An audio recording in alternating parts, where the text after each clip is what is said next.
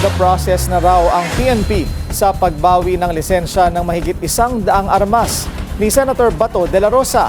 Ang ilan sa mga baril kakarehistro lang din umano ayon sa NBI. Yan ang agenda report ni Andrea Salve.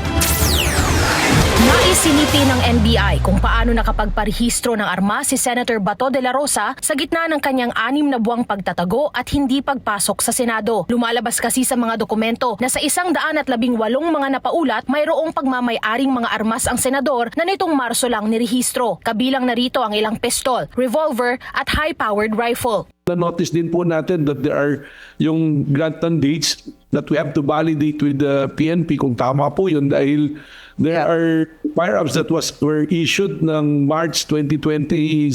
Parang gano'n po. That's the time that Senator Bato was already in hiding because of na hindi na siya nag-attend ng session. Tapos nung chinecheck po namin, nakalagay was actually given to the applicant itself. Nitong Lunes ay sumulat si NBI Director Melvin Matibag kay PNP Chief Jose Melencio Nartates Jr. na humihiling ng agarang kanselasyon sa firearms license ni De La Rosa, pati na rin ang agarang pagpapasuko sa mga armas nito. Giit ni Matibag, ito ay alinsunod na rin sa itinatakda ng batas laban sa anyay mga personalidad na akusado sa mga krimeng may parusang higit 2 taong pagkakakulong. Gayon din daw ang ipinag-utos ng PNP sa kilalang Duterte ally at convicted religious leader na si KOJC Pastor Apollo Kibuloy. At kung iba raw ang magiging trato sa kaso ni De La Rosa, hindi na raw ito tutugma sa anyay established administrative practice ng PNP. Ayon naman sa PNP, gumugulong na ang proseso ng license revocation. Nakikipag-ugnayan din ang ahensya sa Justice Department patungkol dito. Para sa agenda, Andrea Salve, Billionaire News Channel. Wala mang hold departure order, maaari pa ring pigilan ng Bureau of Immigration ang pag-alis ng bansa ni Senador Bato de la Rosa. Yan ang paniwala ni NBI Director Melvin Matibag.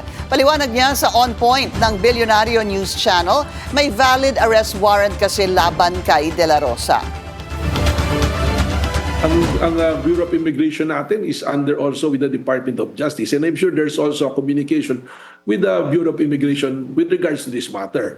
In fact, the NBI can immediately coordinate with the Bureau of Immigration so that in the possibility that Senator Bato will appear in any ports of exit ng ating bansa, NBI can be there to effect the arrest.